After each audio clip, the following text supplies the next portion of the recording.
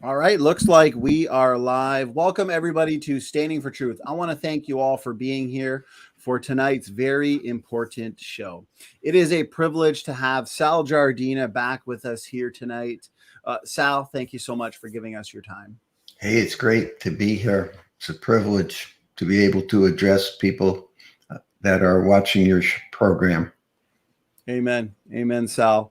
You've been a blessing to any new subscribers, new supporters in the chat. Please check the description box as well as the website, standingfortruthministries.com, for more on Sal. He's been here several times. He's given several lectures and presentations. So please check out those links. Now, tonight's presentation is titled, Does Science Support or Refute Evolution? So a very important topic.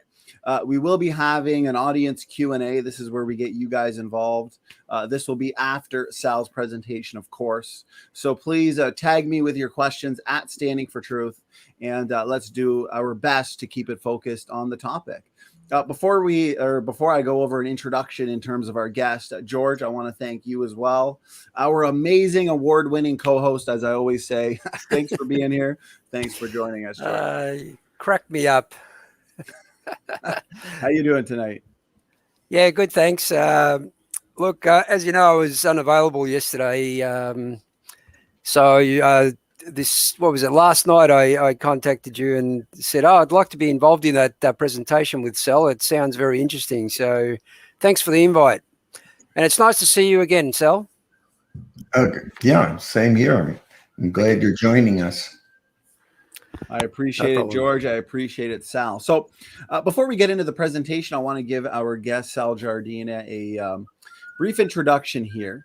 So Sal Giardina is an ordained Christian minister, holds a BS in mechanical engineering, an MS in geology, is an air transport pilot, a ground school aircraft systems instructor for professional pilots, a Boeing aircraft flight instructor, and he's also the author of In the Beginning, God or Dirt.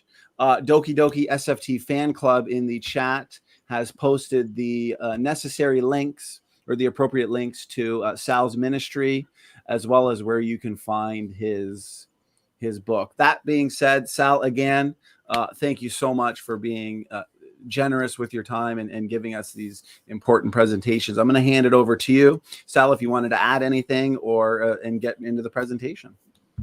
Okay, I will share my screen with the PowerPoint. Here we go, Sal. Whenever you're ready, we're good. Okay, thank you for tuning in and watching this program. And I think you will enjoy it. You will hear a fair amount of information from a scientific standpoint. However, as I always mention, that the purpose of my program here at Standing for Truth is not just to give a science lesson as such, but to show people that they could firmly stand on God's eternal word.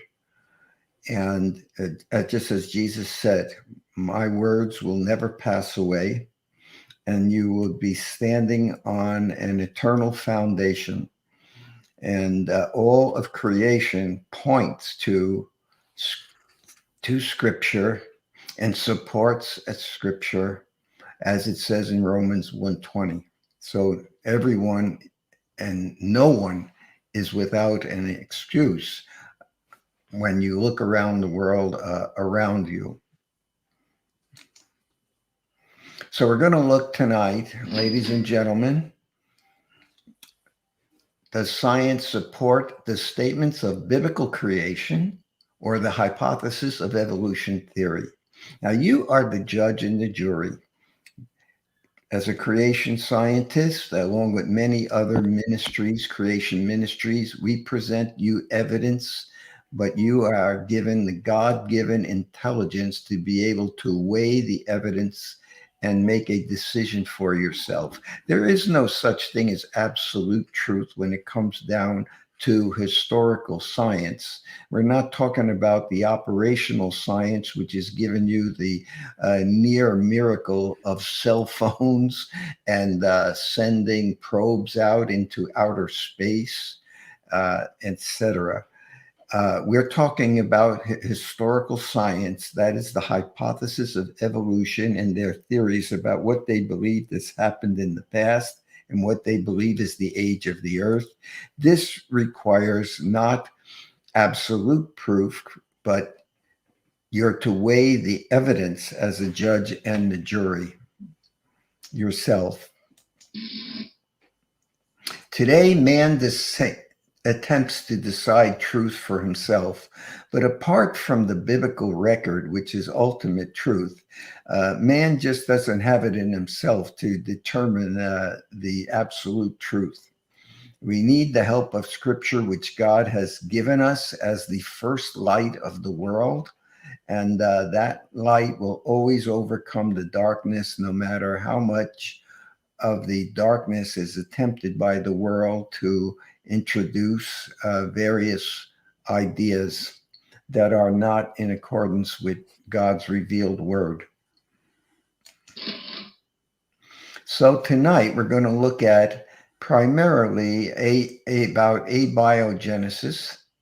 We're going to look at the organic building blocks, the mathematical probability of life, the law of biogenesis. Believe it or not, there is such a concrete law of science, and information component of light. And if I get a chance next month to continue this, we will go on to the evolutionary progression of life, which is basically Darwinian evolution. But tonight we'll take a look to see, is it possible to form life from non-life? What you need to remember, folks, is that the scientific laws are discovered by observation and experimentation on known systems. The application of scientific laws are always predictable and repeatable, and therefore they operate without exceptions. You want to keep this in mind. This is close to absolute truth, as we're going to get in this world where scientists over the centuries have come up with laws, not theories. We're not talking about theories or hypotheses, conjectures. There are scientific laws, which we have. There's quite a few of them, but they all have this characteristic. They're predictable and repeatable. That's why we could send people in a space probe to the moon and bring them back, or send a Mars rover to Mars and bring back images, because we could design things in operational science that are repeatable and predictable and operate without exceptions. When I teach pilots to fly high performance airplanes, as I did in the military as well as for civilian airlines, I have to emphasize to them and teach them how to operate in accordance with certain physical laws, particularly the 3 laws of Newton's motion. The laws of motion that Newton has shown us and we use over the centuries. They're predictable and repeatable, and you cannot try to skirt around them, or you're going to get in trouble when you're in the professional flying business. The absolute basis of refuting any model, idea, theory, or speculation, now get this, is simply by demonstrating that it violates a mathematical, chemical, or physical law of science. Once you demonstrate that one of these ideas or models or theories violate a law of science, which are predictable and exist without exception, then this is as close to an absolute basis of refuting that theory or idea as you're going to get in this universe. And that's what we're going to show you tonight, that some of these theories, particularly of abiogenesis, the idea that life could start from non-life, actually violates a number of laws of science. A scientific theory is only provisional. It's simply a unifying explanation of experimental data.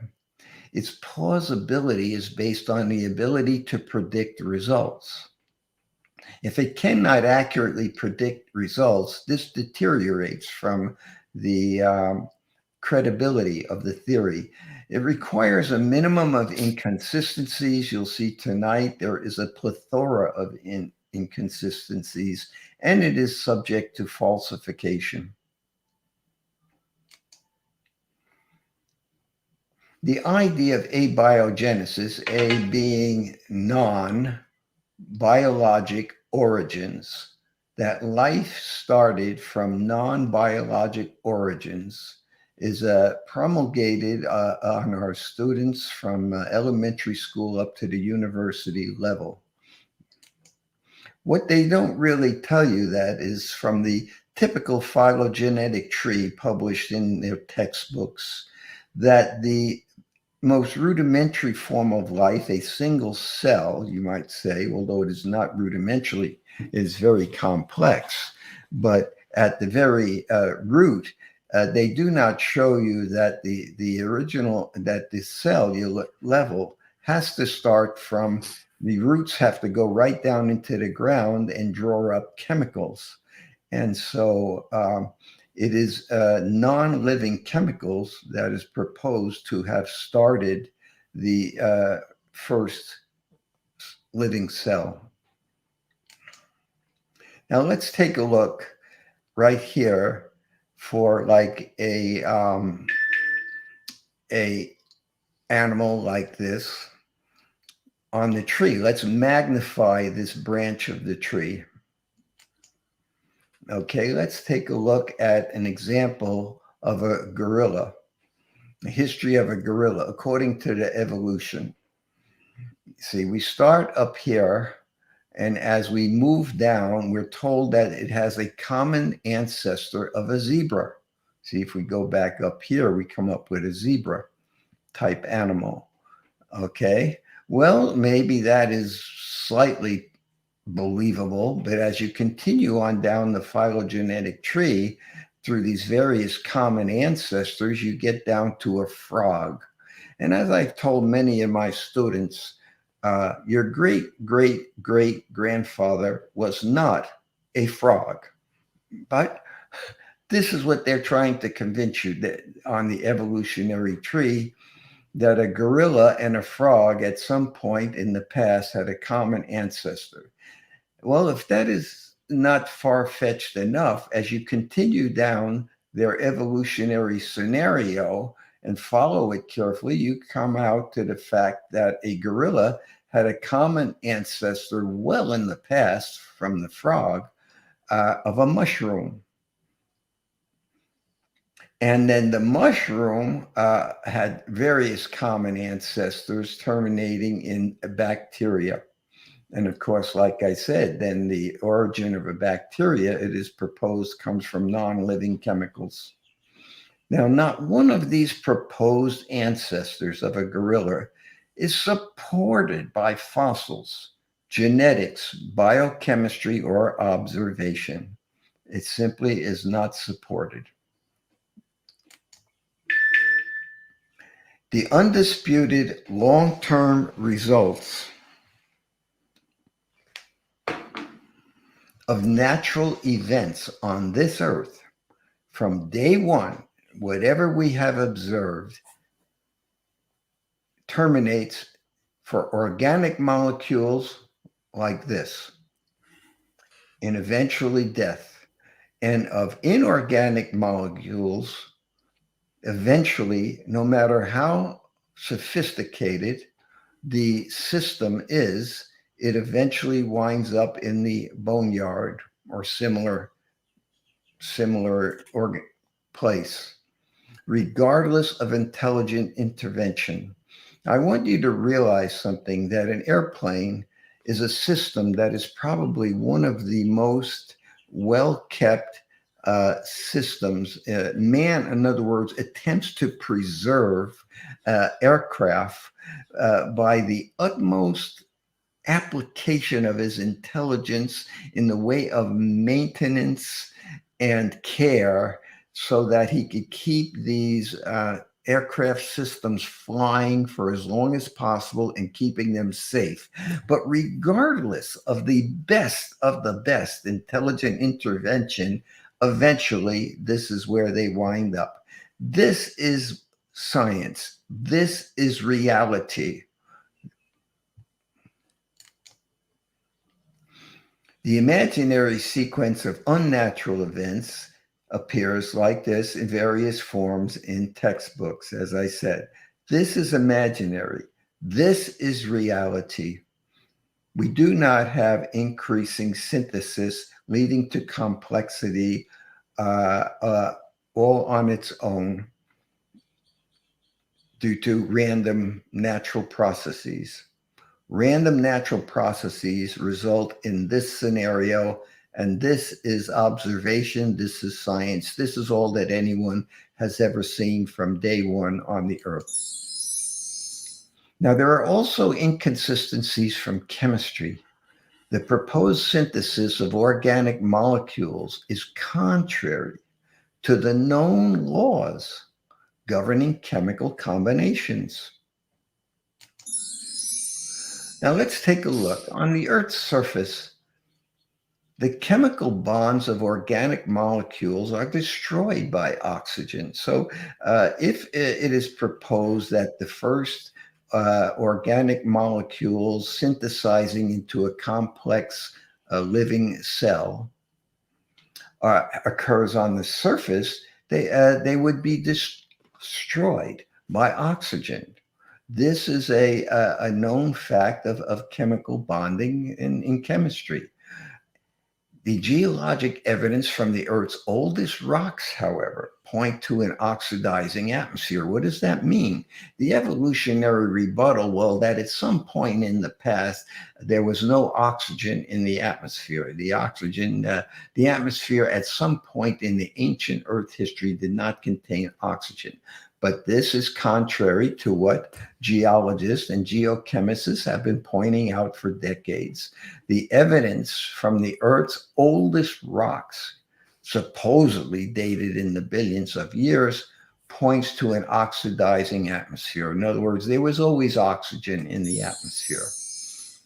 Okay, the chemical bonds of organic molecules are destroyed by ultraviolet rays from the sun if the atmosphere lacks O2. So if you concede that at some point in the past, the atmosphere lacked O2, but there's no evidence for that, then the ozone would not form in the upper atmosphere, and the bonds of the organic molecules would be destroyed by the ultraviolet rays.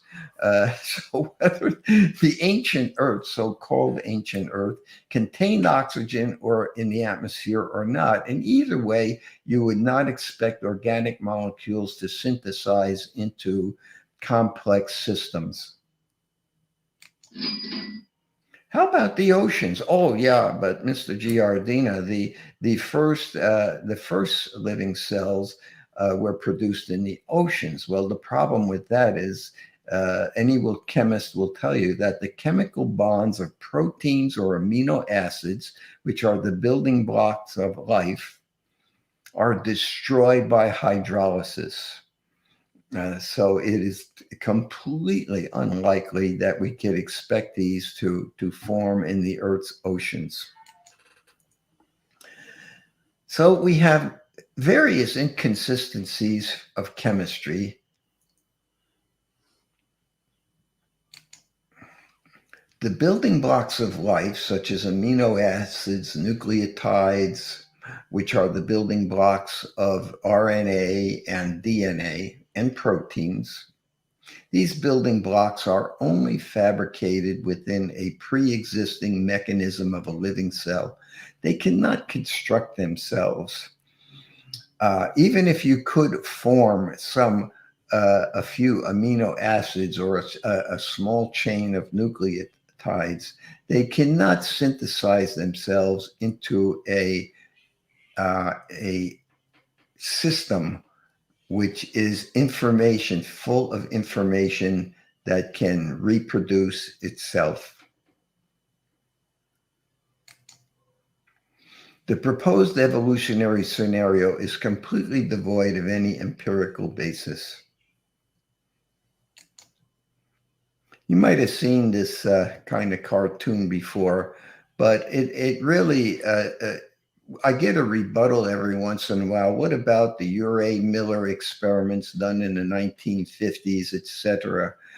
These experiments in themselves are far showing that natural conditions can produce any of the building blocks of life. However, even if you could devise such an experiment, it would have to be done through an intelligent source and maybe millions of dollars of equipment, which is far from anything you would call random natural processes. Reason why the living cell is extremely complex. Now, I don't know how old you are while watching this program. I'm probably a little older than many of you, but when I went to biology school in high school, none of this was known, none of this at all. A cell was thought to be a membrane with some kind of protoplasm in the middle, a blob of material. That's about all we knew about a cell, and that we knew that it had some kind of a nucleus. Boy, have we come a long ways. The information age has shown us that a cell is a factory in itself, containing thousands and thousands of micro factories, and called organelles, which are all small, complex subsystems within themselves. It is a universe of complexity.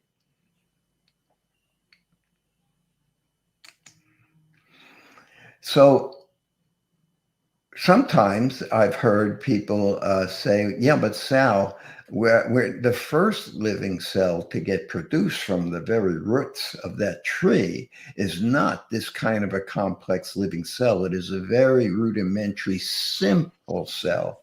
Okay, scientists have been trying to find out just what is the most simple cell that can be considered as a life-producing cell, where it has its own life within it.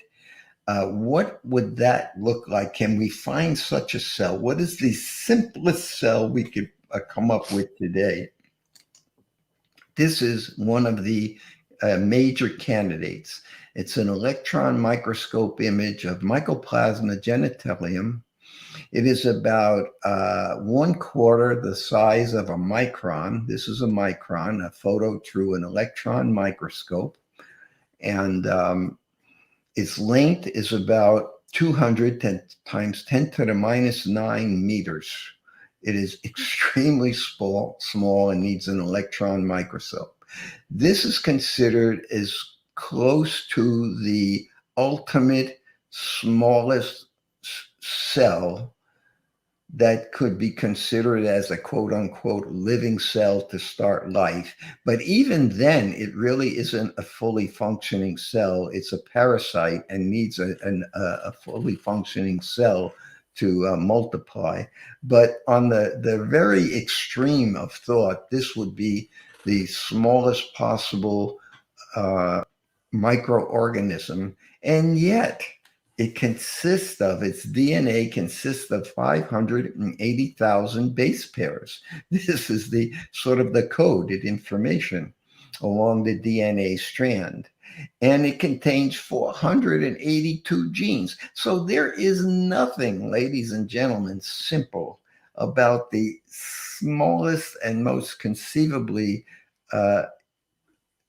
crude, I shouldn't use the word crude, the smallest conceivable form of life that we know of, and there is nothing simple about it. It is very, very complex.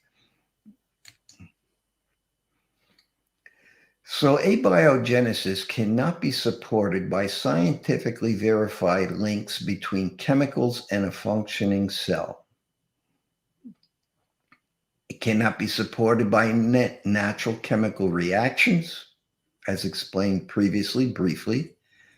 There's no repeatable and empirical experiments to ever even remotely come close to taking non-living chemicals and producing a form of life like Mycoplasma, Genitalium. And because of that, a lot of creation scientists, not all, but other scientists have looked at the mathematical probability. Because we have no repeatable or practical way to expect life to form from non-life, we've looked at the mathematical probability. And we'll look at that a little bit in a moment, but basically what it comes down to is this. You have a launch pad here, and on the launch pad, you have a huge pile of dirt, which I usually call in my book and refer to it in my posts, which are non-living chemicals. And it's as if you want to launch this dirt on a journey to circulate around the world and put into a stable orbit. Okay, so if you are given the problem of launching this dirt into a stable orbit, the problem would be immense because guess what? There's on the launch pad, there is no system to get it launched. There's no launch vehicle. We have no launch vehicle in this world to go from non-living chemicals to life. None. There is no launch vehicle ever shown by anyone. So if you want to believe in abiogenesis, science is not on your side by any means.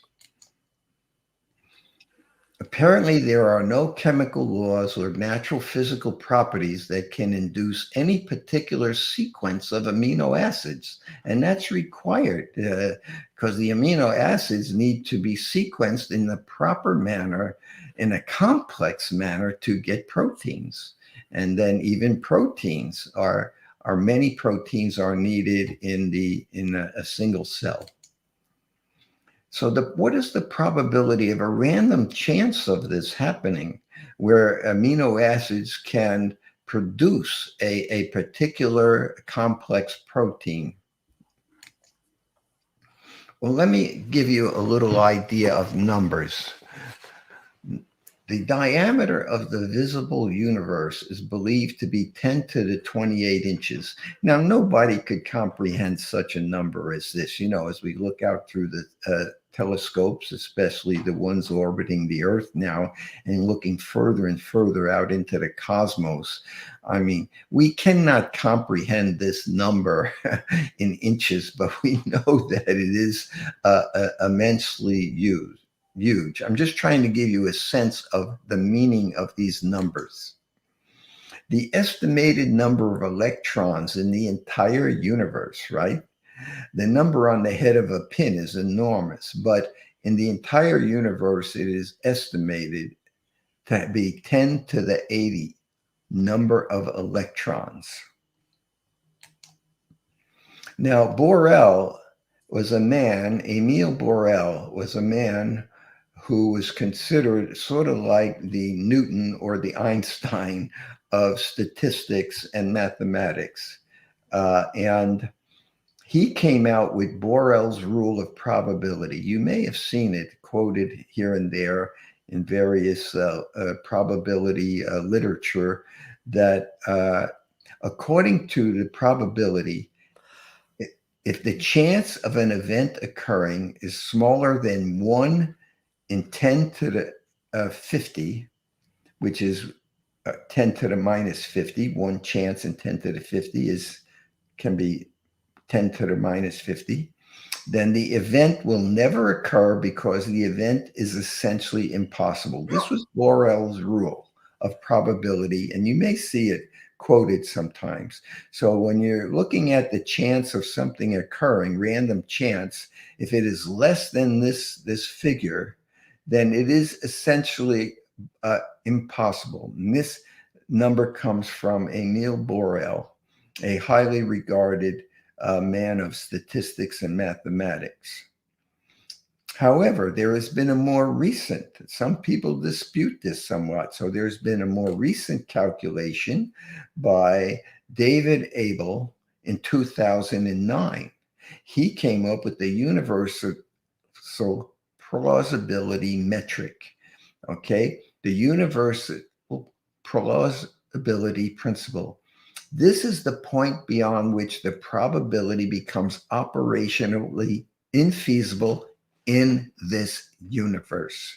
There is not enough matter and time and energy in the universe to produce something if its probability falls between less than 10 to the minus 70. So we're in the ballpark, 10 to the minus 50, 10 to the minus 70. We have two brilliant people who have come up with this. If a probability is less than this, it's considered definitive operational falsification. It is outside the bounds of scientific respectability. It is not resembling reality and should be flatly rejected as equivalent to superstition. So we're going to show you the probability of abiogenesis, just even trying to get started. Forget about assembling an entire living cell, just trying to get started. It actually, you're going to see these probabilities fall way less than this, and therefore it should be rejected as not resembling reality. If you want to believe it, please understand, you are not in an area of mathematical and probability reality. The chance of random shuffling of amino acids producing a workable set of enzymes needed for a cell. Answer, less than 1 chance in 10 to the 40,000. We're well beyond the plausibility factor. The number of attempts of random shuffling required to form one protein of the 347 amino acids typical of the little cell that I showed you. Answer, 10 to the 451 attempts.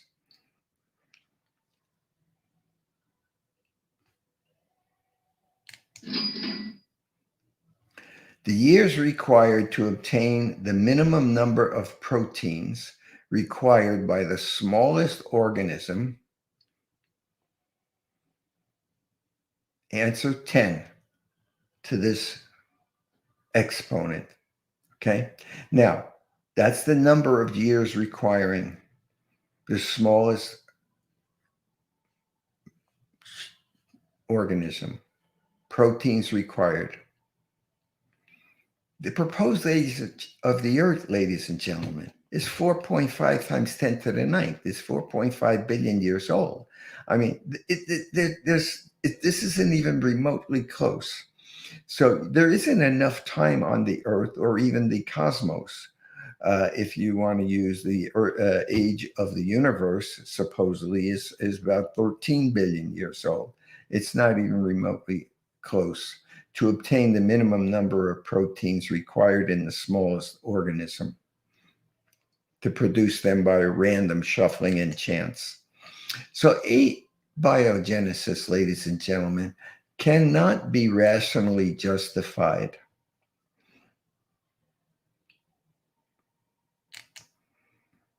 It simply is beyond the laws of chemistry and physical science. In other words, what I'm trying to tell you is that the first living cell, which is claimed to be the base of the Darwinian phylogenetic tree, can't even get out of the starting gate. We cannot get from chemicals to the first living cell. There's nothing on this earth in the way of real science to even open the gate to get this started.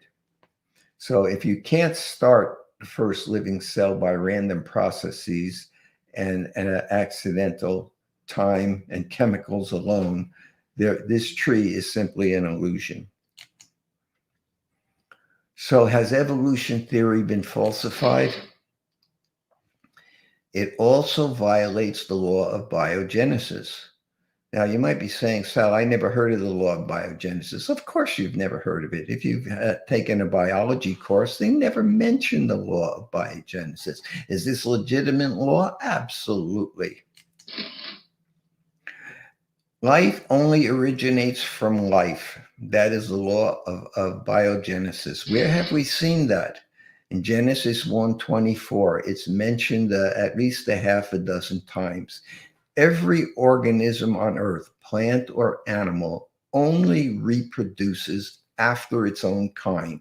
You must have the original organism to reproduce that organism. Duh. This is all we have ever seen from day one, from Adam and Eve on up. No one has ever seen a contrary evidence to this. It is validated by observations worldwide as long as people have been on the earth alive and well and thinking and reproducing. It is predictive. It is empirically reproducible, right? Rabbits produce rabbits. Seeds, certain seeds, a seed of an oak tree produces an oak tree. A pear produces pears. There are no known exceptions to this. Therefore, it is a law and should be taught as such, and evolution theory violates this law.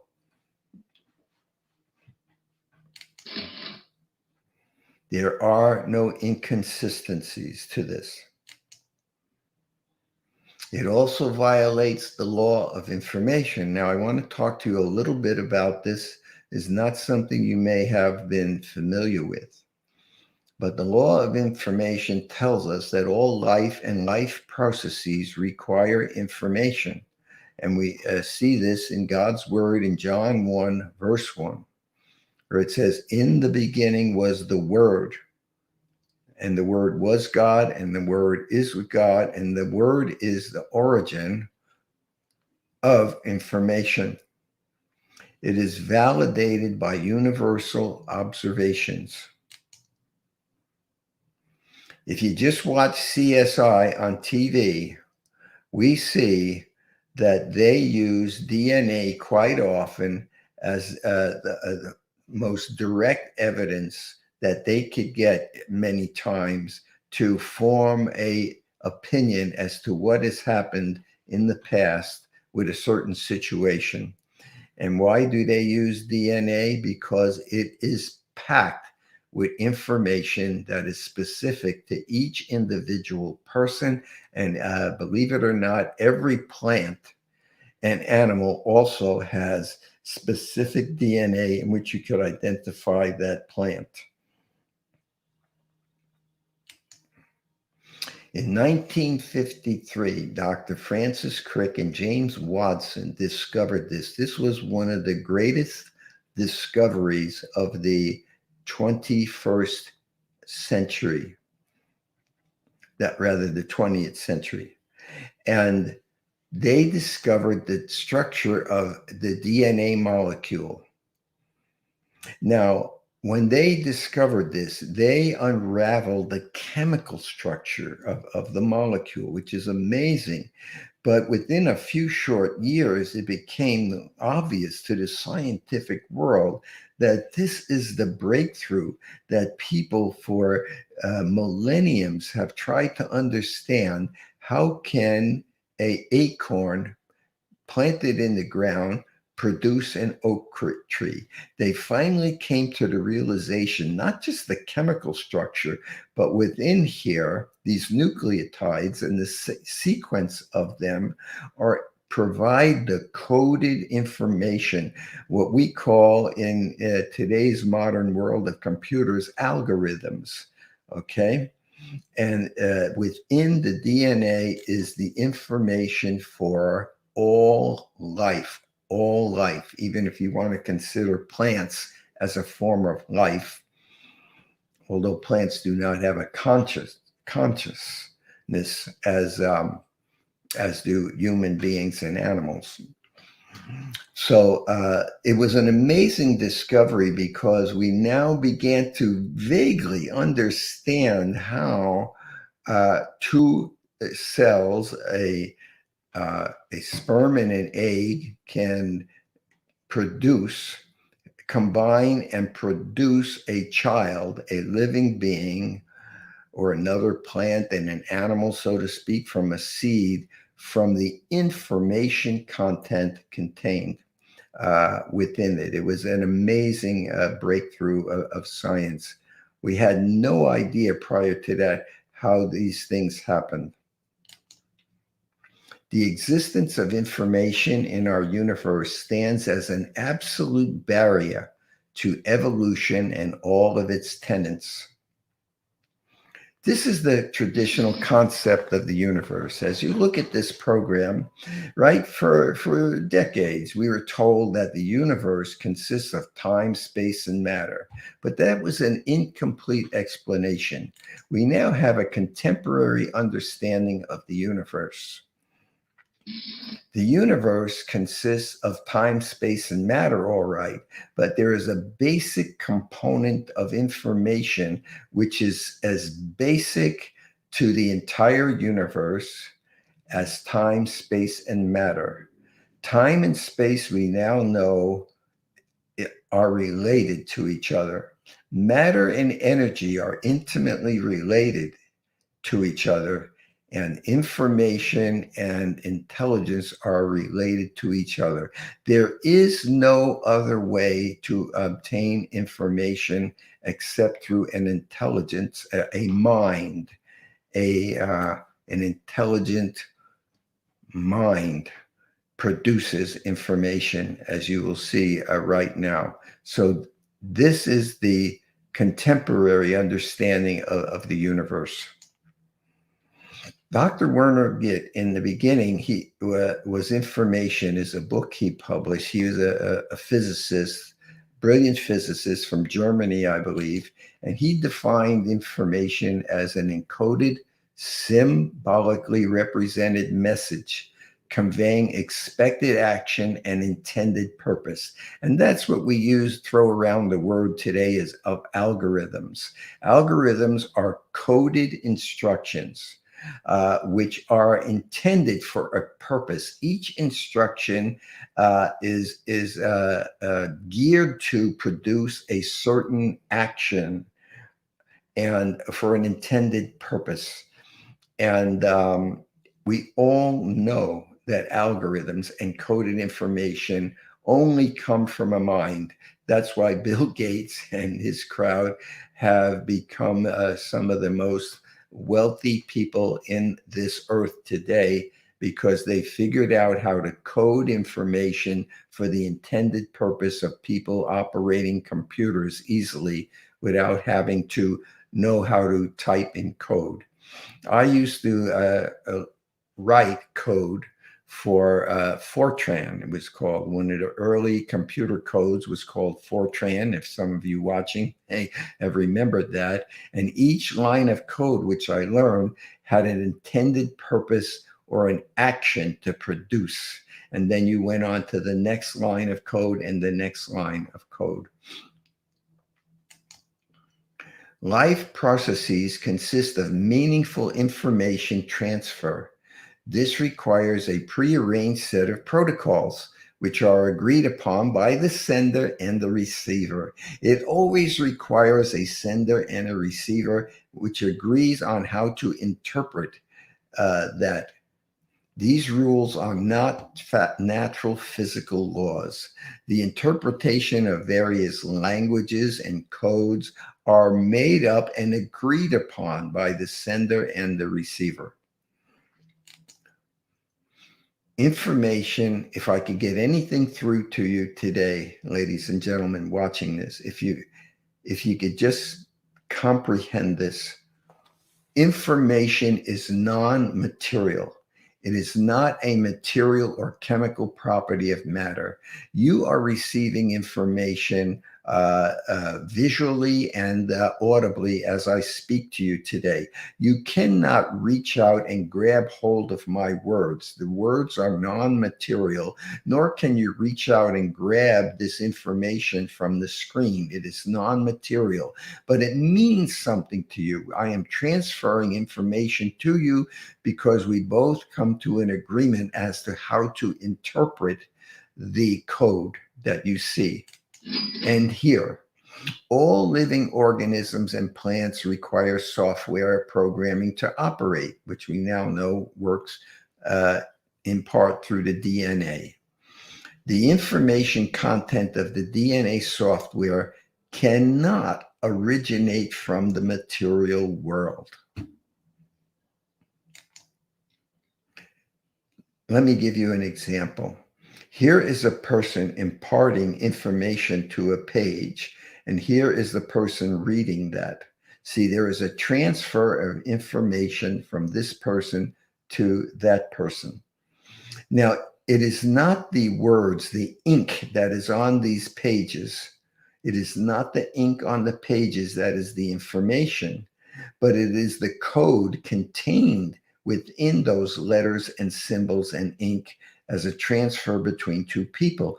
Just as right now you are receiving the information not through necessarily letters, although you can read the code here, but you are hearing me. So information can be transmitted in various ways, but it's always by an intelligent source. You're hearing me because I am imparting that information audibly now to you. It can be transmitted, as you know, through electromagnetic waves, right? In your room right now, as you're watching this, there are literally thousands of different frequencies that you could tap into if you have the equipment. Just think about the internet.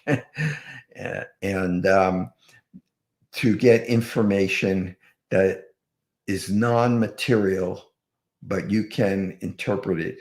It always takes a transmitter, a person transmitting the information by some means, and a receiver.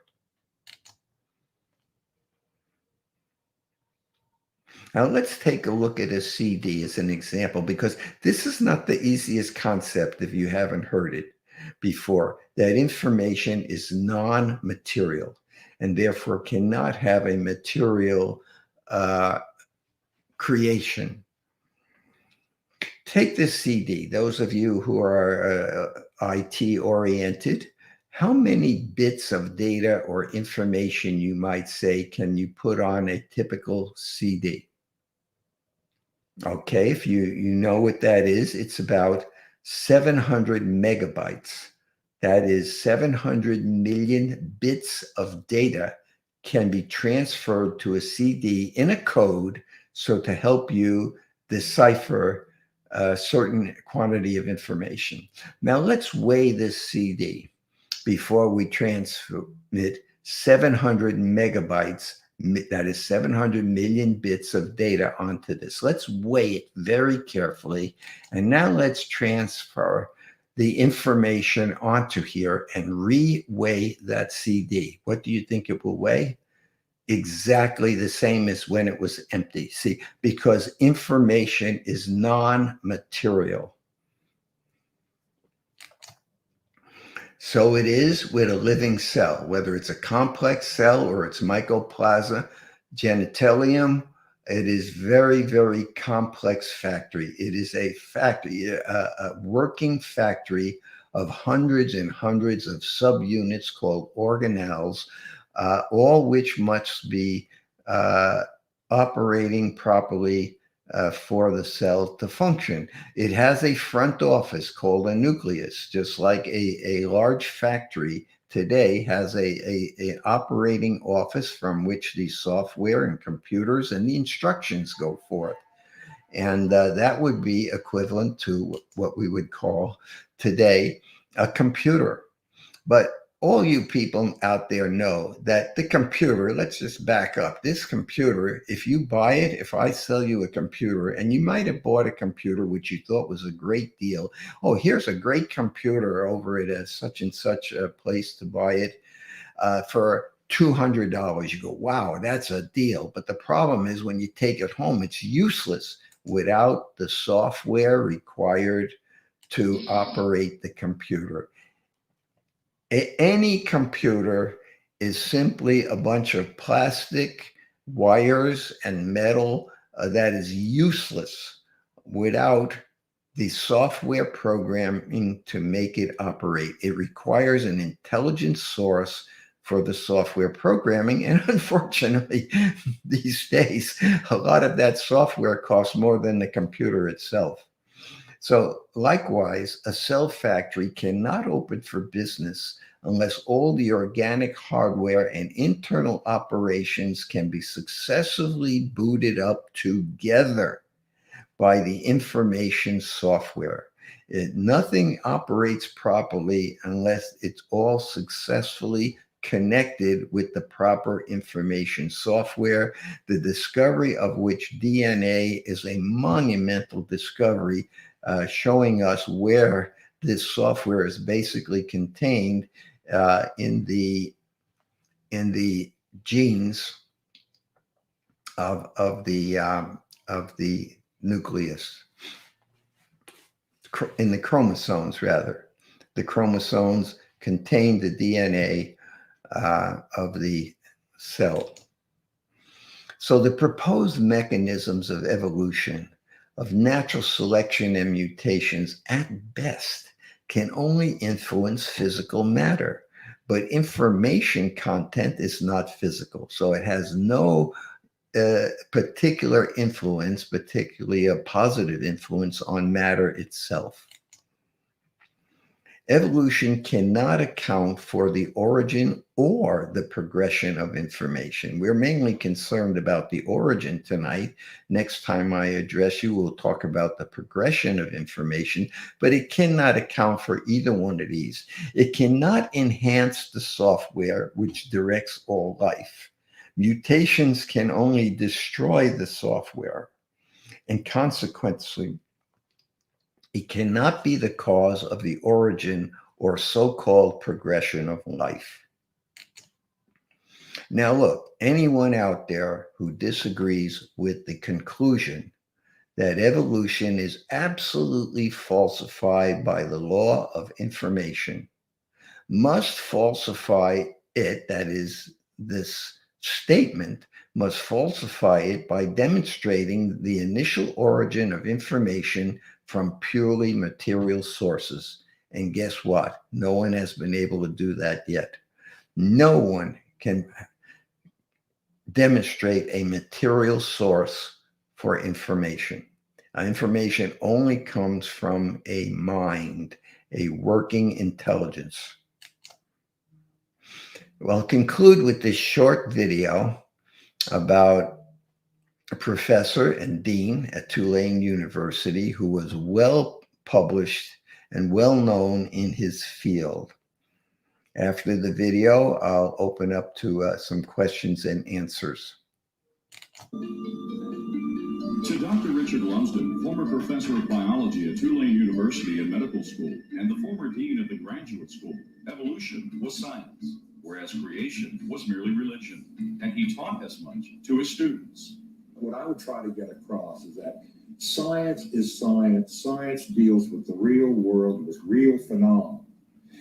We don't bring into such discussions inferences of supernatural.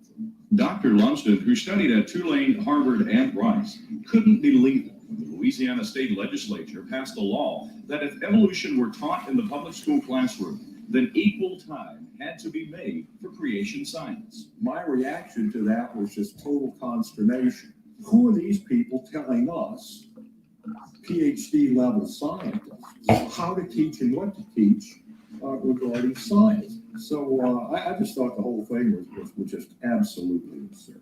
But it was not the energy of a supernatural nature.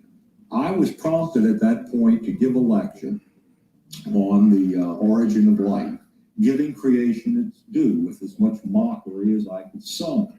Truly, in the beginning was the Word, but the Word was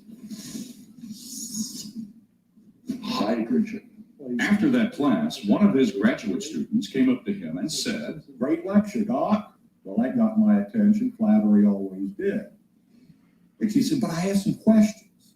And indeed, she did. She had a legal pad, and I could see line after line after line after line.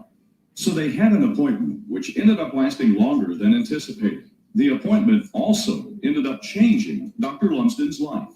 Now, I'm not trying to challenge anything. I just want to get my science straight. That's fair enough. Okay. That's fair enough. Last month, when you taught how mutations were genetic disasters, how by natural selection can they randomly produce new and better structures? That's a good question. Good question.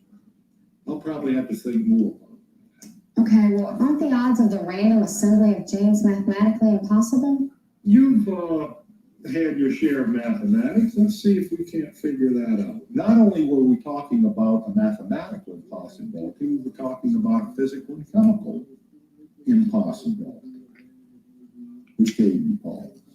Genes that might be 10 to the 200th, 10 to the... Those are pretty formidable odds, aren't they? Mm-hmm. But the fact remains is that we're here. And in reality, the only way we could have gotten here is through the evolutionary process. So the fact that we're here really proves evolution, doesn't it? And these are the events, molecular events, genetic events, that were mechanisms part and parcel of the evolutionary process. I could buffalo a student when I felt myself getting a little bit in trouble. Okay, I'd had a few years experience at that, so that's a trade secret.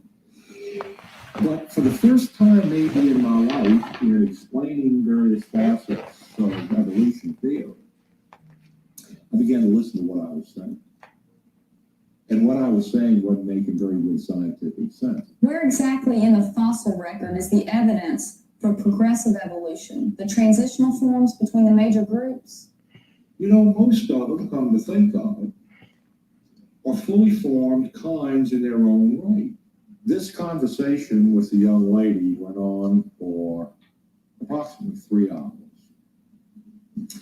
during which time, again, we entertained these questions, and the whole time I'm answering, I'm listening to my own responses and trying not to betray this to the student. Was rapidly concluding that this is not making good scientific sense. What I'm telling this young lady and what I told the students this morning is not good science. So far, I guess we just haven't been lucky enough to pick up the critical evidence. It dawned on me right then and there that evolution was bankrupt as a scientific theory. Well, if that were so, if life did not originate by a naturalistic, materialistic, spontaneous process, what was the alternative explanation? Oh my God. And I said it then, not in blasphemy, but in awe. What happened that afternoon was, first of all, a mortal embarrassment to me as a professor. Professing to be wise, the professor was made a fool. And then secondly, with the realization that, hey, God exists. And God created was that experience of fear. Now that's enough to turn a corner anyway. After much study and soul searching, Dr. Lumsden became a creationist first and then a Christian. One event led to the other, and the culmination was finding myself before saving open, on my knees, at stiff neck broken, in obedience, asking Jesus to come into my life, to be my Lord and personal Savior. Today, Dr. Richard Lumsden, former evolutionary professor, is a committed creationist because of the scientific evidence. He has since openly debated evolutionists. He feels that in light of the great advances of science in the 20th century, evolution is no longer tenable. The evidence of science, the best in paleontology, the best in biochemistry, the best in genetics and so on, is all compelling for creation. Creation theory does not rest on some purely metaphysical principles. It rests on the same science that evolution theory would rest on, except that the better explanation is creation, not naturalistic, materialistic, stochastic, or random evolutionary process. It's amazing.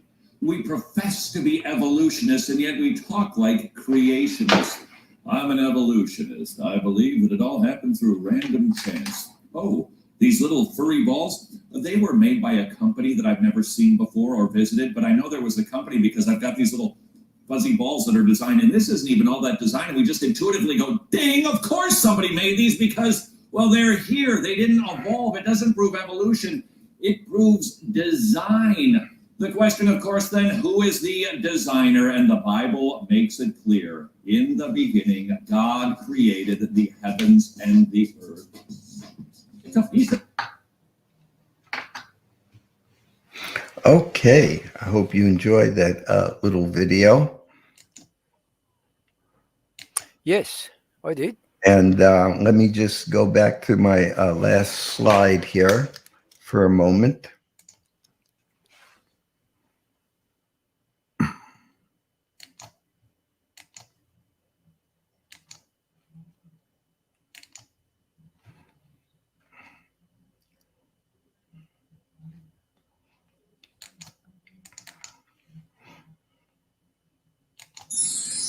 So, ladies and gentlemen, basically it comes down to every person on earth will choose to believe in the beginning, God or dirt, eternal God or eternal matter. The ultimate multiple choice test is up to you, but it's definitely a test that you want to get right the first time.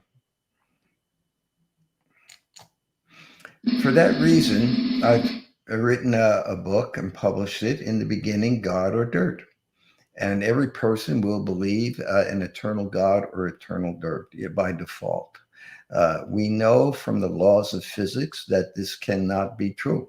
The chemicals and the cosmos cannot have eternal existence. It defies the laws of physics and science. You could order this book. It has 15 illustrations, 3 charts, 10 pictures, 3 tables in it. It's easy to read. You can purchase a hard copy or download an ebook copy from my website, godordirt.com. If you would like to do that, and maybe get a few copies so that you can give them to people who you know would not step into a church, but they would read something like this. Our ministry is called New Creations Ministry. Our website is godordirt.com. So I'm going to open it up now to questions and answers and take down my PowerPoint. This is one test you definitely want to pass. Sal, I love it. It's so true. Eternity is a long time, and therefore you definitely want to make the right choice. I want to say another fantastic and very, very thorough presentation, Sal. So much great information. And I speak probably for George as well. I'm definitely going to be rewatching this, taking some notes. Thanks so much, Sal.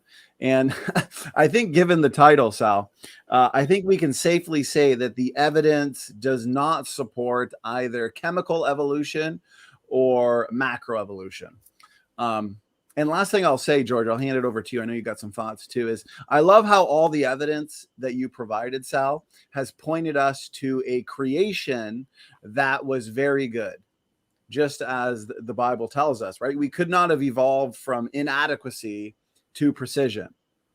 And this specified information does not arise by chance. And the changes we actually see on the genotypic level in terms of the variations within kinds is opposite of that which would be required for large scale fish to fisherman evolution. So even the changes we see is no help to those that want to hold on to this evolutionary philosophy. So great presentation.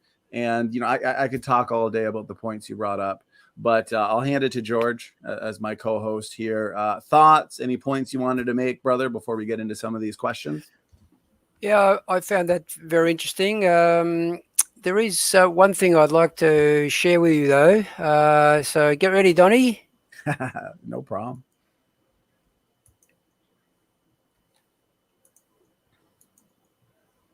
Sal, this is what the evolutionists will say. Can you see that? Yes. So you're telling me there's a chance? There's a chance. Even though we show them how impossible it is, they'll say, yes, but that's one chance in 10 to the minus 70. Yes. And yes. the other thing I'll say, the numbers, I tried to give you a feel for the magnitude of the numbers.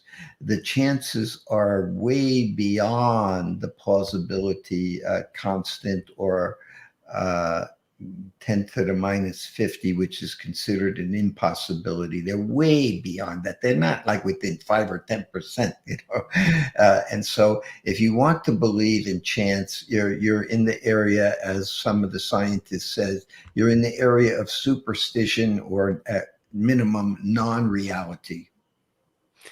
Yeah, just to inform the audience, I think the last couple of days I read an article about junk DNA, and we all heard that originally when Encoded brought out this particular story, 80% of the junk DNA was found to be actually a regulating region. So it wasn't junk, but the evolutionists then it had some function, but the evolutionists then redefined the word function. Well, just recently, as I said, two or 3 days ago when I read this paper, they found a large portion of that other 20% actually had purpose in determining the sex of the organism. So it's now something like, I think it was 95 or 97% is functional. So it's dwindling down. I made the prediction years ago that they will find that 100% or nearly 100% will be found to be functional. So that's what I'd like to add. But there's so many other things that, like Donnie said, that disprove evolution. And I'm talking about science, like the last couple of days, Donnie, we talked about how they changed the constants, the decay constants, just so they could get the dates they want.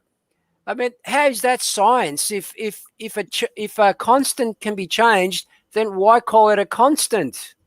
It seems silly. So I'll leave it up to the questions now. All right, I appreciate that, George. Also, before I get to the first question, Logical, Plausible, Probable gives a super chat. I appreciate the support, John. He says, Aftershow will be epic. Look for link in the chat. So there will be an Aftershow after this epic must-watch presentation. So please head on over to LPP's channel as soon as this is done. He gives another super chat pointing out that we need to head over to his Aftershow. So first question that comes in, Sal, and I'll put it up on screen for us, is from Komachi. He says, standing for truth, how is it that some can believe information can come from nothing or a mindless process, but for others, it's so obvious that a mind is necessary? Well,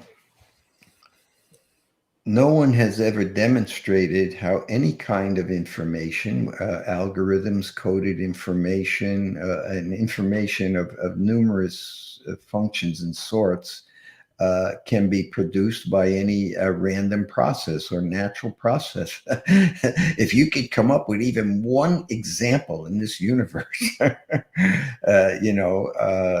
every form of information is a transfer between the person providing the code and the person who knows how to interpret it. And that's why we needed an Enigma machine in World War II. They came up with a tremendous code, and even though we found were able to capture the Enigma machines, we still couldn't decipher the code until we learned how to break the code. It takes intelligence. There is no example on this earth of coded information forming by random physical process, because it is non-physical. And the other thing is, there was a NIH paper written about probably 2 or so years ago. Not only is it information, but it's actually prescriptive information with algorithms to boot. So I mean, I've done some computer science course, a postgraduate in computer science course, and prescriptive information doesn't come from random chemicals. I'll tell you that much. Less so with algorithms. Algorithms are really decision matrices. A decision matrices requires decision making, and how do chemicals do that? I can't see how a chemical can do that. Sorry. Right. The prescriptive information means that code has a purpose at its end. It's to perform a certain function. So it has to have a mind to construct it for a purpose at the end. If you read any logical sentence in a book or a novel, if the words were scrambled, it would have no purpose. But when the author constructs a sentence, he constructs it in such a way that when you get to the period at the end of the sentence, it has some kind of meaning, logical meaning to you, right? Yeah. So that's the most fundamental way of understanding it. Well, that's a great point, Sal. Great points as well, George. And one thing that comes to mind as well, George, especially with what you were talking about pertaining to ENCODE and the fact that the data suggests that over 80% of the genome is active to some extent. A lot of people don't realize that this activity that suggests functionality, it's not just functional, but it's functional on so many levels. And what I mean by that is what we see in the information systems that make up life. We have layer upon layer upon layer of programming within the genome. And we've never seen any computer program, no matter how sophisticated it may be, for one, arise by trial and error. But we've never seen these types of programs having such multi-layering to them, right? The genome is just vastly superior to any computer. When we found out, we came to the realization that this is the code of life, it was just a start. I mean, it opened up our minds to why this is how life is able to form and reproduce and function. But we were just beginning to understand that these nucleotides along the DNA strands and RNA form some sort of a code. But we're beginning to understand we're just scratching the surface at that point. But now, like you said, Donnie, we're beginning to understand that this code can be read not just in one dimension along a string, but in various ways. It can be read forwards, backwards, up, down, left, right, up and down. I mean, it's mind-boggling to people who are researching this, because life is so complex. It's like if you had they say, If you have a page of letters, you look at a page in a novel, you could read it from right to left, and it would make sense. You could read it from left to right. You could read it straight up and down, up and down. You could read it across, diagonally, and it would all have a code in it. I mean, it is so sophisticated. It's wonderful that God's revealed that to us, the sophistication of life, but we're just grasping for straws at it. We're just barely learning how sophisticated it is. I mean, so we're making strides in the area of genetics and medicine, just with what little we know about it. So to have the audacity to say that these other sections are non-coding, called so-called junk DNA, to have the audacity to say that we know they're junk, they have no use, it's blasphemy. Your really pride, you have to be so puffed up to think that you could make a statement that this is junk DNA, which is, causing you to live and listen to this program at this moment. I mean, it's a pride that goes beyond, it's like some people say, well, the human eye is wired wrong. Are you kidding me? You can see this program if you have natural sight, and all the things that your eyes permit you to do is miraculous. And to say that God wired the eye wrong in the back of the retina, it's totally absurd. Amen. Well said, Sal. And real quick, George, you nailed it when you pointed out the fact that we can read the DNA code both forwards and backwards and get two different messages. I mean, we write books, but we don't write books that can be read both forwards and backwards. DNA can do this, and you pointed out that it's not just two overlapping messages. You could even read every other letter, ATCG, read every other letter, and you get a third message. Read it forwards, backwards, three messages in one string. Amazing, Sal. The complexity is beyond our imagination. Amen. Well, that's why we could function in life. I mean, come on, every person watching this program is such a wonderful creation of God that you can watch this program and listen and see and hear and interpret and weigh this information, not to mention all the skills each individual has that are watching this. Each person watching this has skills that I do not have. And every person has a skills levels and such that is amazing. Life is a wonderful gift and creation of God. It's interesting, Sal, the title of your book, God or Dirt, which I've got, by the way. It's interesting when you apply the analogy of, say, an aeroplane. An aeroplane is made up of sheet metal, bolts and nuts and rivets and wires, whatever. But without design, those things can't fly. They need to be designed, and a design requires a designer. Exactly. I think that's a good analogy between that God and dirt. You need someone there to do something with that dirt to make life or to make something. Exactly. It has to have a purpose. Each item in an airplane or a computer has to be designed with a purpose to be connected properly to the other piece. Yep. Integrated, purposeful complexity. I give an example in some of my teachings of like a very expensive car, like a Mercedes-Benz or something, a sports car, a Ferrari. There are things on that car that are extraneous. You don't need it. You don't need a windshield. The purpose of the car is basically fundamentally for transportation. So you don't need a radio. You don't need a windshield. You don't even necessarily need the headlights, the hubcaps. There's a lot of things. You could start pulling parts off the car, but eventually you get down to what looks like a stripped down dune buggy. And at that point, anything else you take off of it, it's not going to work. You get down to the lowest common denominator of a Ferrari can be stripped down and look like a dune buggy. But after that, there's nothing else you could take out.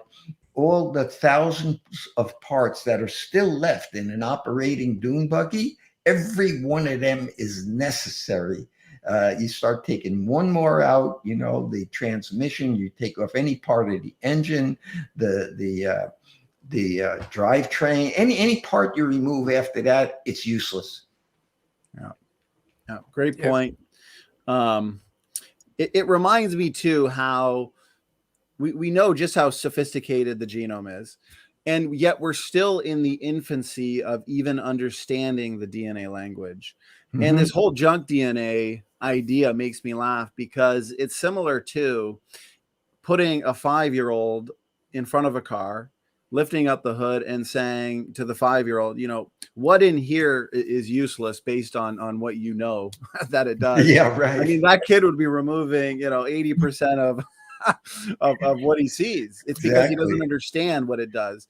Just like the DNA language, we're just beginning to understand. It's really just science fiction on the molecular level. So I've got a question here that comes in from Doki Doki SFT fan club, Sal. So the question is, Sal, how do you reply to believers in evolution that say they don't have to defend abiogenesis? They completely separate abiogenesis from universal common ancestry. Well, I mean, it's like, okay, but if you can't get the first cell started, right, by definition, the phylogenetic tree starts at the lowest common denominator of the first living cell, supposedly, which we see is very complex on any level. All right. So you say, well, we don't need abiogenesis. Well, what do you mean you don't need it? Where did the first living cell come from? How do you get it? How could you're disconnecting reality? By what process in this world got the phylogenetic tree started? Every tree, you got to put the roots down into the ground, right? A tree doesn't grow in the air. To say you don't need to talk or connect abiogenesis to phylogenetic, to Darwinian evolution is silly. I mean, you don't have a starting point for the tree. Amen. Correct, Sal. I mean, in the Bible, Genesis is our foundation. And likewise, I think when the evolutionists deny that abiogenesis is related to evolution, I think then what's their foundation? As a theory without a foundation collapses. So I'd like to know what their foundation is. Exactly. There's no foundation, So, but even so, if you want to look at the progression of life from the phylogenetic tree on up, I mean, next week or next month, if you have me back, we're going to look into that topic to show that that's equally defies and the laws of science, and therefore should be rejected on its own merits right there, or lack of merits. Absolutely. I definitely look forward to that follow-up. Yeah, the phylogenetic tree is basically a biologic perpetual motion machine. And we know that in this world, a perpetual motion machine is impossible. Right. And one thing I'd like to say too is if you don't have an explanation for the origin of life, then you don't have a coherent story. It's kind of like if you have a race, but then the runners for the race die at the starting line, they never get a chance to actually run. Well, you're not going to have a race to discuss. Right. And they can't get out of the starting gate. Right. And since the evidence best points too, as you've shown here today, Sal, to an intelligent designer and a special creation event, then that is what we see as an explanation for many of their lines of evidence that they use for evolution. For example, the next question here, Sal, is what is a good, or what are your thoughts on evolutionists who look to similarities in organisms as evidence for universal common ancestry? Well, you know, when I was young, a few years ago, the cars all looked different. You could tell what was a General Motors car, what was a Chrysler car, what was a Ford. It was pretty easy to tell. You know what I mean? But now you look at these automobiles, and in general, they kind of all look alike. You know, they're kind of designed to go through the air with minimum, resistance, air resistance, and stuff. And you know, they kind of generally have basically the same shape. It's a little bit harder to discern which car is what. So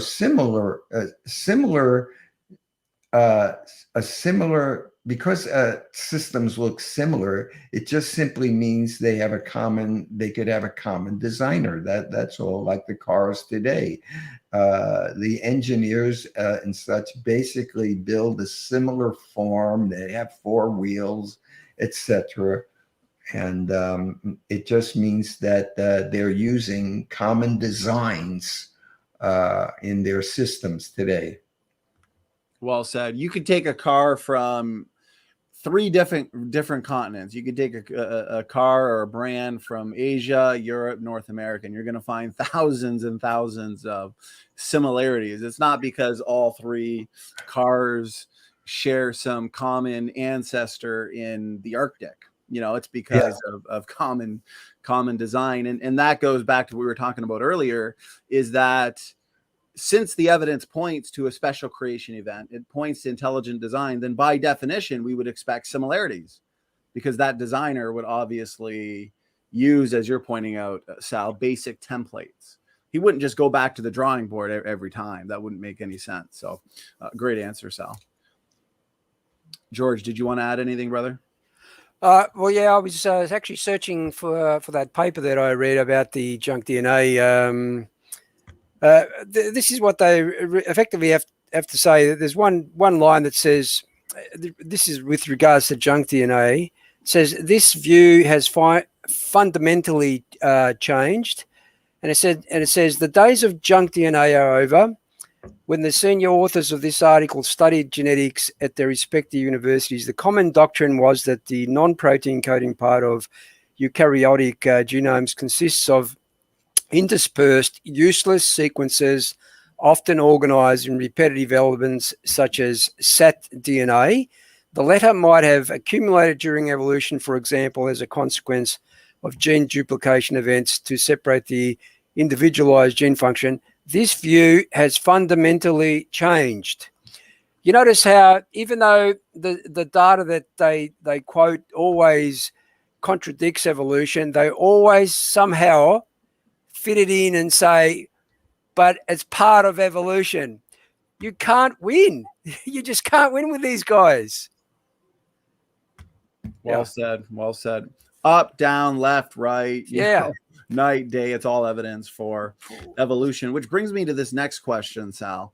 And I'm sure you hear this all the time.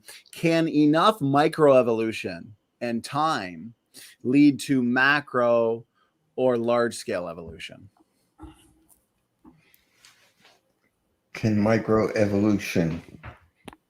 No, because it's been shown by geneticists and microbiologists and other scientists, there's a limit to how much an organism can change.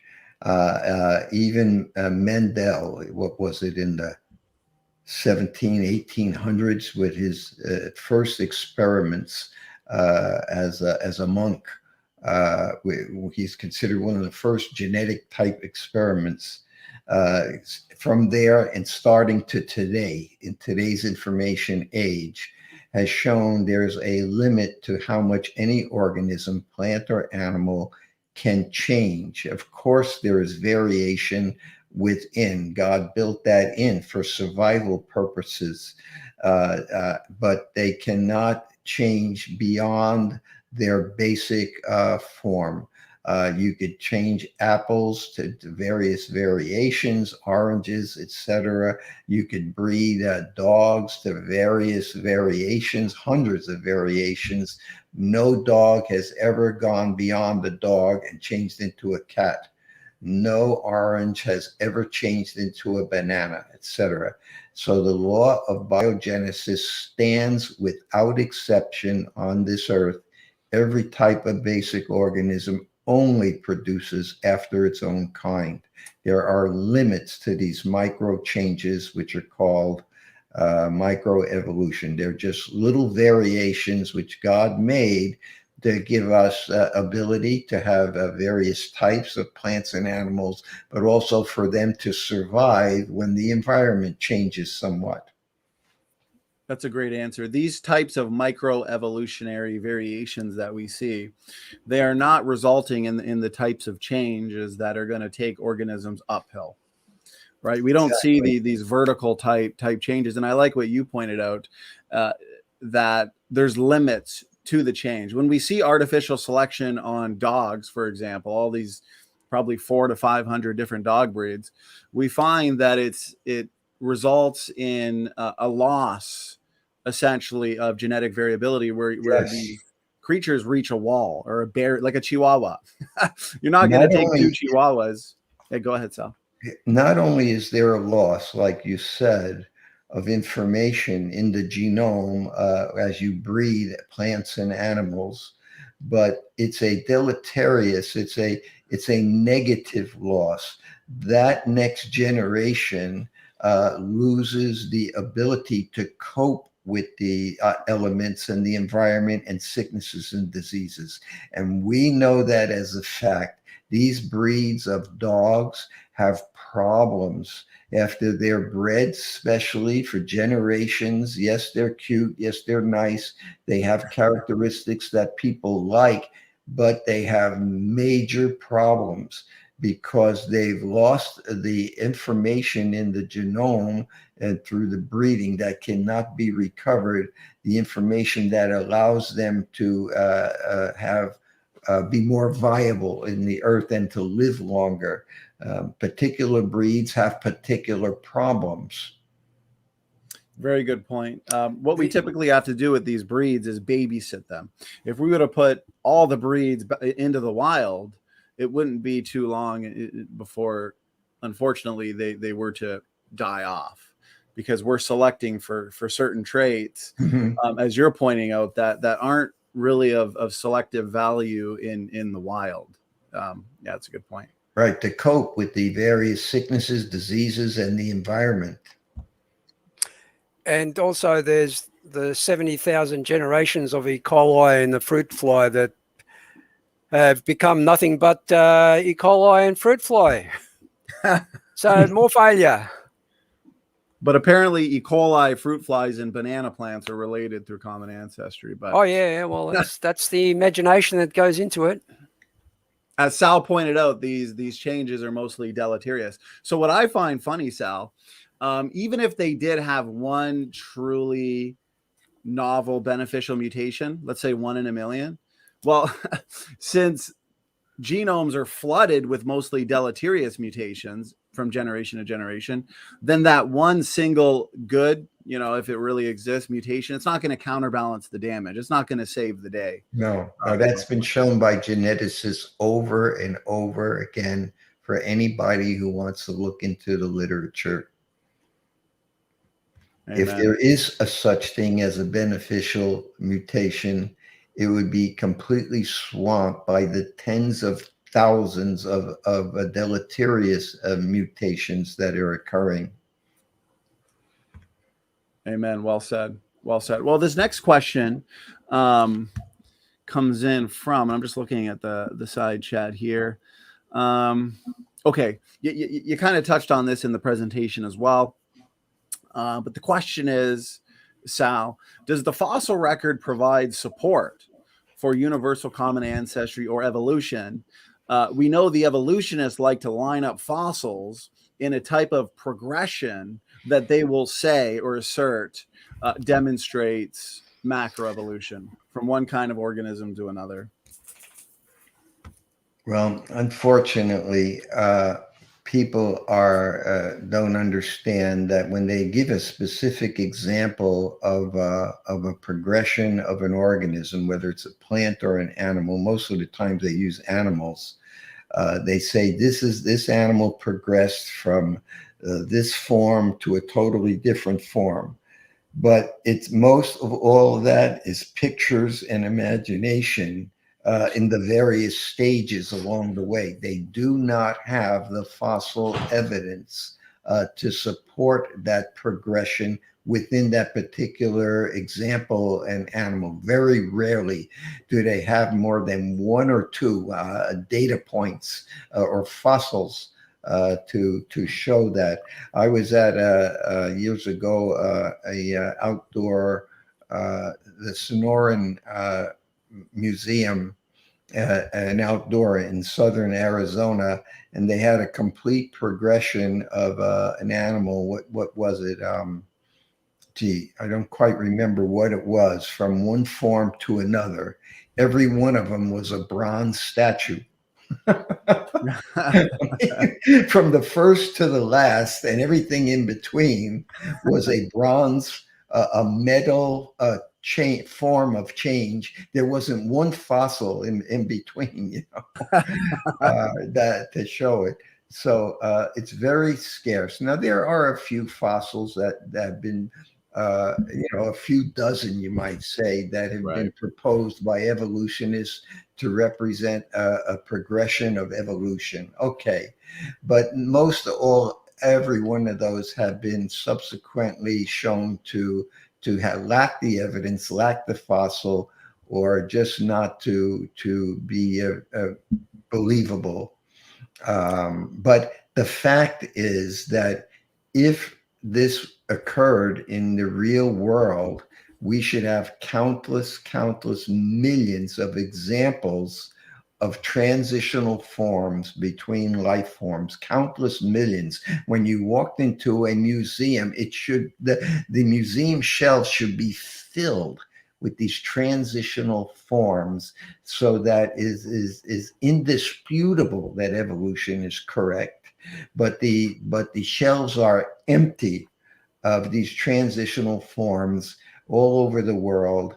The largest museum in the world is in England, and the former director of it, though he has over 2 million fossils, is quoted as saying there is no concrete transitional form to be found anywhere in the museum. The consternation of the evolutionists, and he's on record as having said that. He's a paleontologist himself, and he'll tell you, of the millions of fossils in the largest museum in the world, there is no indisputable transitional sequence to be found anywhere in the museum.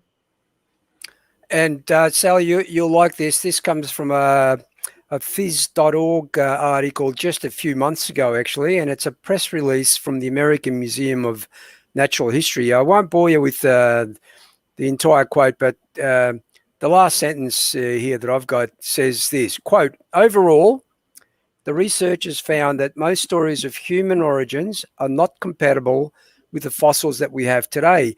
And then there was another nature.com article titled "Human Evolution 50 Years After Homo Habilis."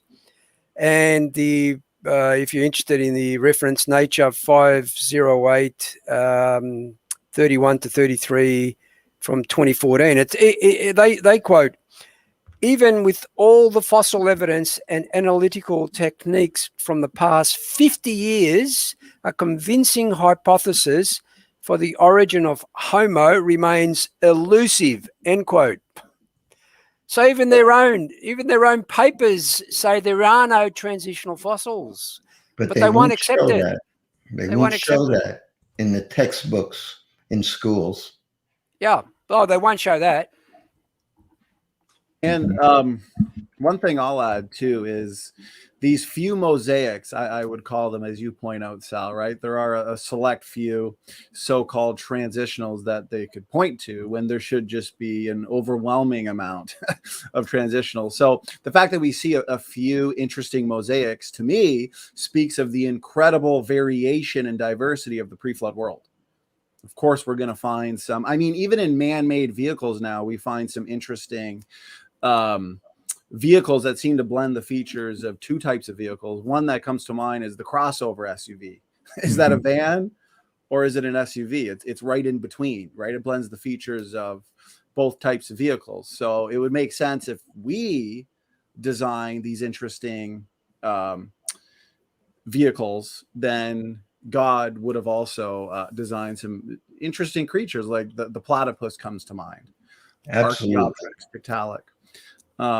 We can't emphasize to people out there enough that if in fact evolution progressed for millions of years, as they claim, producing all these various organisms, the number of transition fossils would be indisputable, incontrovertible. It wouldn't even be a question. There should be millions of these everywhere in the museums and fossil collections. So the best they could do is argue over a few. It should be undeniable. Think about all the variation that exists just within Canis domesticus. If all of the domestic dogs were to drown in a flood, and then a couple thousand years later, they're all dug up in the form of fossils, with the imagination of the evolutionists, they could line these domesticated dogs up any way they want, and then they can tell any story they want.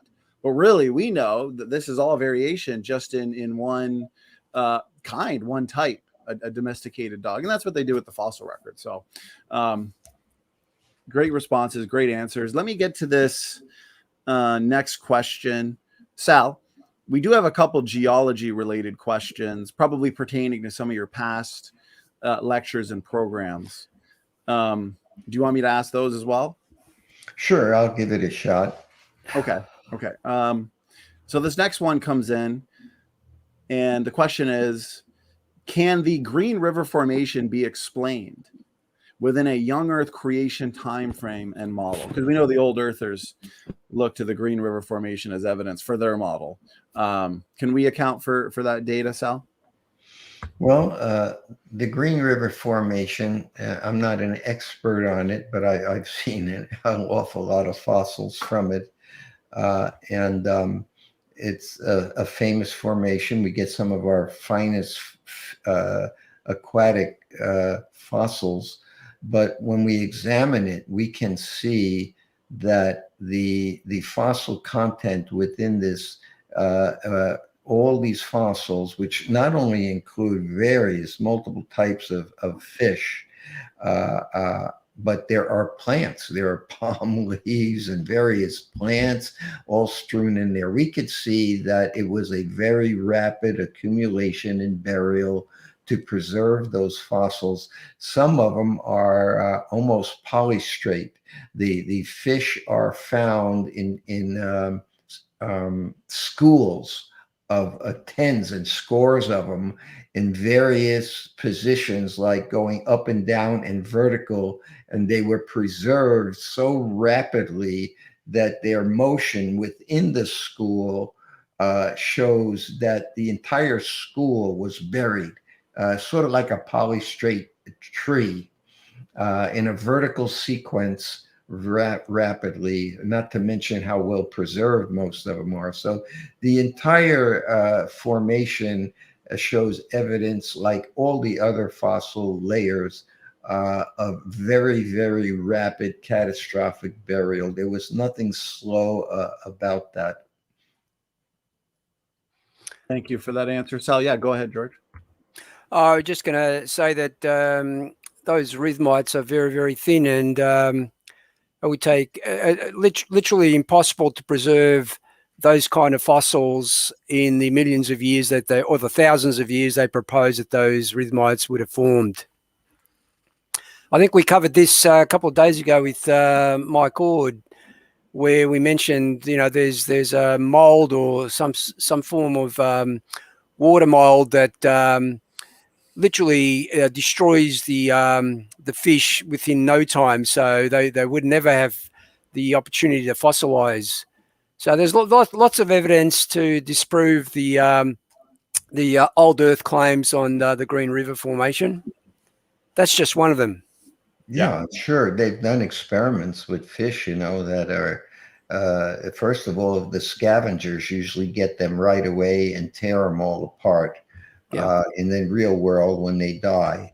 But they've taken the fish that have died to put it in cages where scavengers can't get at it, just to see how long it will sit, near the bottom. And they find that they completely disarticulate in amazingly short time, just a few days to a week. I mean, not a long time at all. And the scales fall off and the bones and everything completely disarticulate very rapidly, And so the evidence is overwhelming that all fossils require a very rapid, catastrophic burial. Amen, Sal. What are your thoughts? And do you find the evidence pertaining to soft dinosaur tissue, fresh proteins for the most part? Do you find this to be pretty good evidence for the young Earth creation position, Sal? Well, I believe it's fantastic evidence. As darkness covers the Earth and the scenario, the dark scenario of anti-God scenario of evolution continues to be promoted throughout the schools and all. God is not going to be outdone. Darkness will never overtake the light. We're told in John 1, I think it's verse 4, 1 verse 4. So the darkness will never overtake the light. So God is shedding light more and more to dispel these ideas of darkness, even in this technological world. So the fact that we find these original organic molecules still intact. Now, the evidence is coming in, oh my goodness, by the month almost. There's new papers on this coming in on a regular basis. A few years ago, there were like 40 papers that were generally well known. Now it's, I think, in the hundreds of investigators are finding all kinds of organic preserved tissue from DNA, proteins, amino acids, and various kinds, enzymes of all kinds in the fossil record of these so-called dinosaurs and ancient fossils. I mean, it's an explosion. See, what has happened is people didn't believe that you could ever even preserve these tissues, in over deep time, evolution, deep time. So they didn't even look for it. Once people started finding it, everybody's looking for it. And now that they're looking for it, and they know how they're publishing the methods to extract these biologic materials from the fossils and how to extract them and examine them and all. They're being published. And so it's becoming more and more people are doing it. And they're finding it everywhere. And so there is yet to be no hard evidence to show how these biomolecules could exist for millions of years. The other example, Sal, is a conference, I think, in Singapore. They were named the Paleo Group. They were about to present a paper on carbon-14 in dinosaur fossils. That paper was removed from the conference, I think, within a couple of hours from commencement. So what are these guys scared of? I mean, this is science. Science is about critique. If you find something, you tell it to other scientists. Refute it if you can by science. That's how science works. Yeah, I've heard, Sal, I've heard these critics say, well, it's just one or two examples of, this dinosaur soft tissue, the red blood cells, the protein. But as you're pointing out, that's not true. I mean, we're finding dozens and dozens of examples, correct? And they're coming out constantly because more and more people are now looking for it. And they're even publishing papers on how to extract these and find them, and what equipment to use. So, it's sort of like what happened with carbon-14. Nobody expected to find carbon-14 isotope in these so-called ancient fossils. And so nobody looked for it. But once they started finding it, everybody got on the bandwagon and started looking for it. And all of a sudden, wow, we're finding it everywhere. Sal, out of curiosity, what are your thoughts on this whole idea or rescue device of iron preservation? These types of preservation that it can apparently preserve this soft tissue or the red blood cells, so on and so forth, for millions and millions of years. I had one scientist say that it was equivalent to a high school experiment. I mean, to say that the blood, what was it? The blood of some kind of bird or something. They were able to preserve it for 2 years and then extrapolate that to a 60 million year old dinosaur fossil, supposedly, right? I think it was an ostrich or an emu. Yeah, that's a pretty big stretch, ain't it? Yeah. Yeah, that's a pretty fatal blow to deep time evolution. And I haven't seen any real good response. Just a lot of like maybe this, maybe that, rescue device here, rescue device there, but nothing really empirical. And there's not enough iron in a dead carcass of a large animal like that to preserve the whole animal anyway. I mean, yes, you could remotely conceivably think there might be some area where there's a little iron concentration in the bones or the skin or something to maybe think it might be remotely possible that it helps to preserve these biochemicals. But they've shown there's not enough iron in these animals and stuff, to support that. And the chemistry of it doesn't really support it that well either, from reading what other geochemists have to say.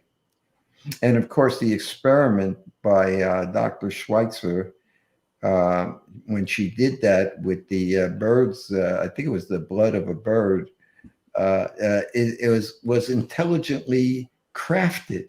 That's an intelligently crafted experiment. Okay? Right. It's not a natural phenomenon.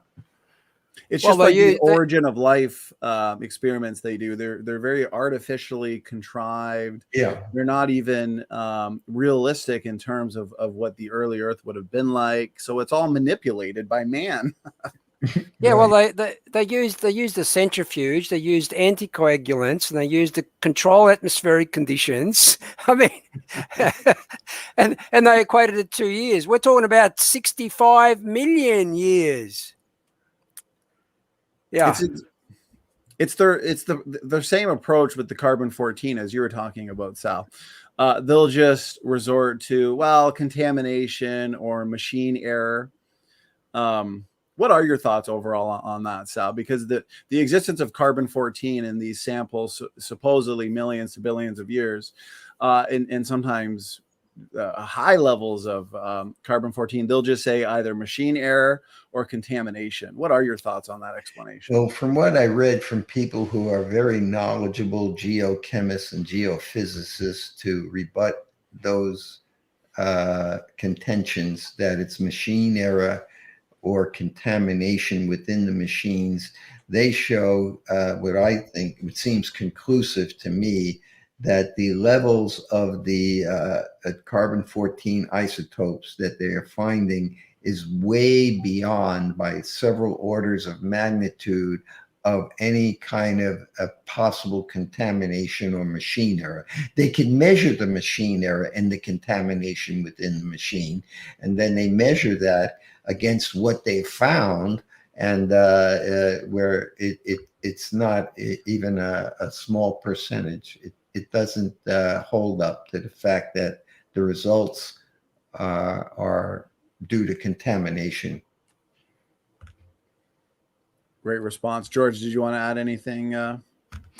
there? Oh, I think we've covered that fairly well. I've got some other information not pertaining to that issue, but I'm not sure whether we've got the time, and we're getting close to the 2-hour mark. Yeah, I was just going to say, as always, time flies by with Sal. We got one last question here. Maybe we'll get that out here, and then we'll start to wind things down, as Sal has been so generous already with his time. I really appreciate that, Sal. This has been an awesome stream. We've had a great live chat the whole time. Lots of compliments and great feedback, Sal. People saying another irrefutable presentation by Sal, and I completely agree. So this last question, Sal, is, let's see here. How were dinosaur egg nests preserved during a catastrophic worldwide flood? Wouldn't these egg nests have been washed away and not actually preserved? Well, the egg nest, I guess, can be somewhat analogous to the ictofossils, which are imprints, footprints, and worm borings and such as that. They're fossils that we don't find the actual remains of the organism, but they're imprints of what the fossil may have been. And we find them all over the earth in the strata, that they're not destroyed. The conditions during the flood were such that as these tsunamis brought in incredible amounts of sediment rapidly, these delicate fossils, whether they're ictofossils or the birds, the eggs, rather, the dinosaur eggs, etc., they were covered with sediments rapidly before the elements could erode them away. And so we have layer after layer being laid down rapidly, and that's what preserved these ripple marks are ictofossils. We find ripple marks in the strata all over the earth, and etc. So these very delicate structures, if left to the elements and exposed, would disappear very rapidly, just like footprints in the sand at the beach or ripple marks at the beach. But if they're buried rapidly in succession by more layers of sediment, then they are preserved. You could go out and find dinosaur fossils where you find a set of footprints, and then if you dig them up, right below it is another set of footprints.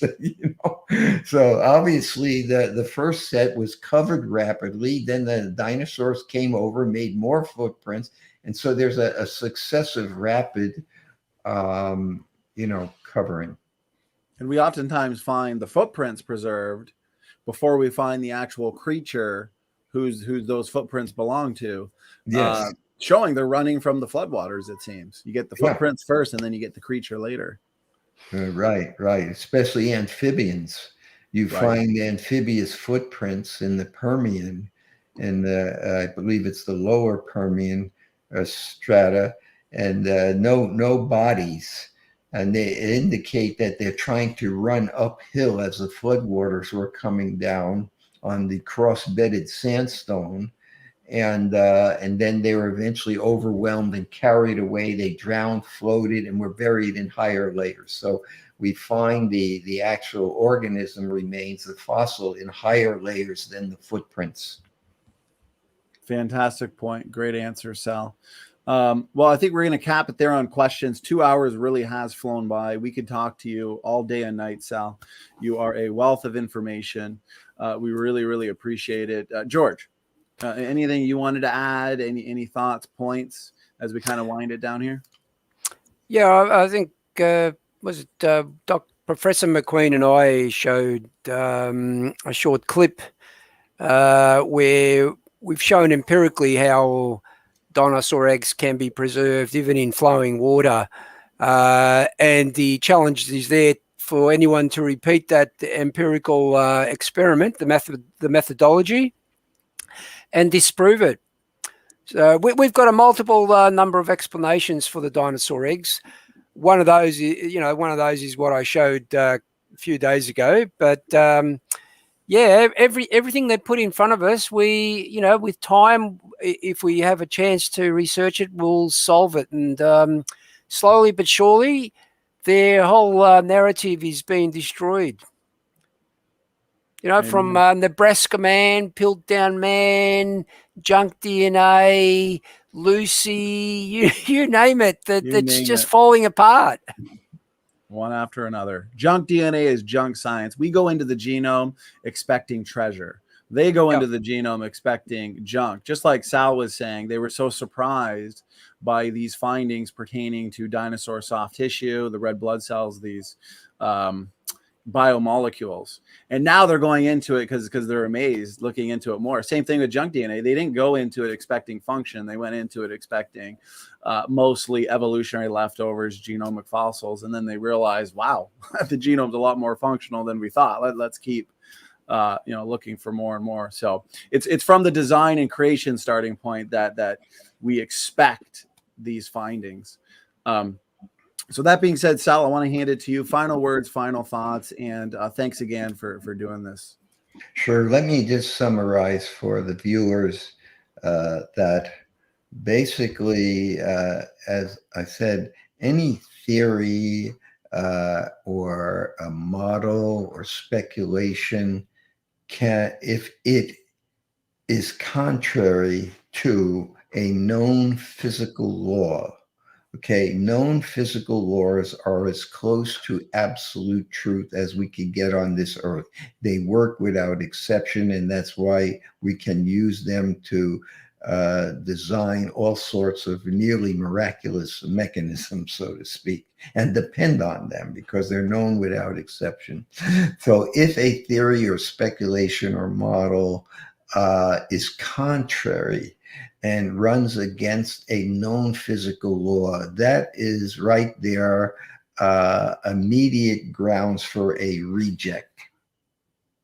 In engineering and science, when someone says, comes up to a engineer and says, I have finally invented a perpetual motion machine, most scientists won't even listen to him.